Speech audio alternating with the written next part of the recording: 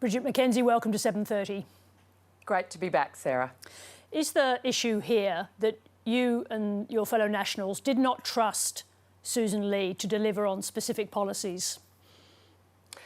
Well, the issue here is that Susan Lee could not give our party room the guarantee we sought to actually ensure that divestiture powers for supermarkets, mobile phone coverage for our communities in emergencies and to run their businesses, lifting the moratorium on nuclear and the retention of the Regional Australia Future Fund, the $20 billion future fund that would underpin our local economies going forward, were going to be coalition policies going forward. She couldn't give that guarantee to us. She refused to. She put it in writing. We put that to our party room and our party room decided we were to leave the coalition. But does that mean that you didn't trust that she would be able to deliver those policies?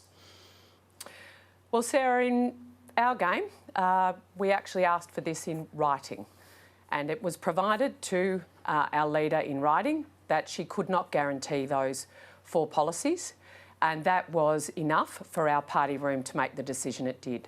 Now, I'm a coalitionist. I think our country's best served by a strong, stable, Liberal national coalition government, as it has delivered in the past, and I hope to once again.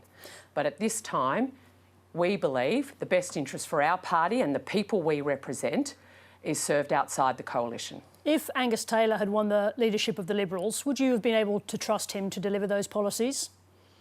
Well, Sarah, we'll never know the answer to that question. What do you think? We're a very pragmatic party. We come from pragmatic, common sense stock. We deal with the reality in front of us, both in our local communities and here in Parliament. And the Liberal leader at the time could not give us that guarantee.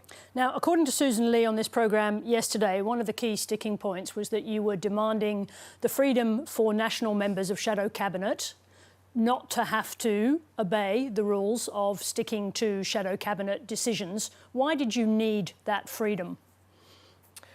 Well, Sarah, I was in the party room on Monday. I was also in the party room last Friday.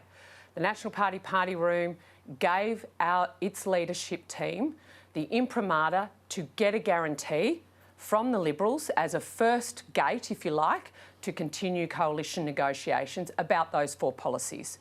We couldn't, by Monday, get that guarantee, and given that, our party room only took into consideration in making its decision that principal position on those 4 policies. So they made that decision based on the information they had at that time, which was verbatim from the Liberal leader. Are you saying Susan Lee is not telling the truth when she says one of the key issues was a request from the Nationals that they not be obliged to maintain shadow cabinet solidarity?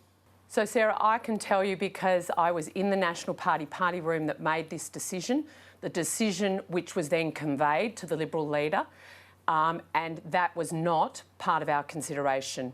It was solely on those 4 policies that we believe are incredibly important, that we fought hard for in the last Parliament and want to see as a basis for us moving forward as a political party. So she couldn't give us that guarantee, and that's the decision was made based on that. So let's be clear about this, because she said it categorically and clearly on this programme last night that the question being put to her was a demand for freedom on cabinet solidarity. Are you saying she is misrepresenting the discussions between the Nationals and her party? Well, Susan Lee wasn't part of our party room discussions. I was. I don't go into the details of that, but I can categorically tell you why we made the decision we did and what that was based on.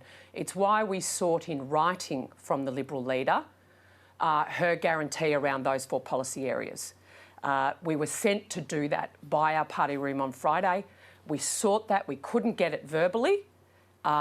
So we sought it in writing. She couldn't provide the guarantee. That's what we took to our party room. So the Liberal leader can talk about what she thinks went wrong. I can tell you why our party room made that decision and what they based their decision on. It wasn't a decision they came to lightly. Understood. They understand the repercussions. But I want to understand this because it is an important detail. Is it possible that David Littleproud himself, on his own, introduced that request? That doesn't seem likely.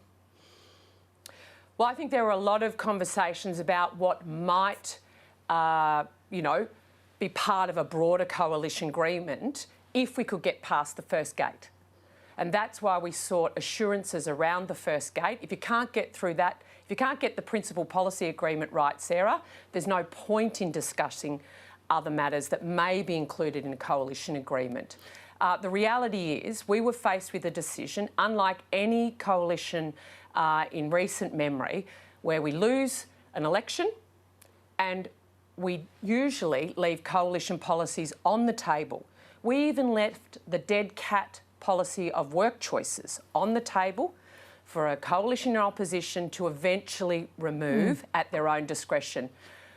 This Liberal leader, through all the coalition policies that we had just fought an election on 3 weeks earlier, up into the air and for review. Well, we sought assurances on the four. Let's understand where you are now, freed from the coalition. Does this mean you can pursue a more aggressive policy on divestiture, for example? Well, I think what our party rooms made clear is we were comfortable with the four policies we took. We want to have a broader public debate around a whole raft of different policy areas, on taxation, on families, on water policy, on a whole energy. We've got a whole raft of opportunities now that we can actually develop policies around to be part of the public debate on behalf of the 9 million Australians who don't live in capital cities, which is our job.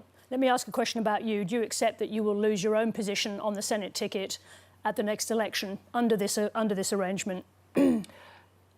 Everybody in our party room understood, including myself, understood and was clear of the risks, both personally and at a political level, of the decision we took. Bearing in mind that those decisions and those negotiations are part of our state bodies, so in my case, the Victorian State Nationals, New South Wales State Nationals and the LNP in Queensland. But we were all cognisant of the risks and made our decision irrespective. Bridget McKenzie, thanks very much indeed for joining us. Thanks for having me. Now, as that interview played, we've just received a note from Susan Lee's office saying it is not correct to suggest that shadow cabinet solidarity was not a sticking point. And they, that is Susan Lee's office, have that in writing. So obviously more to run on this story.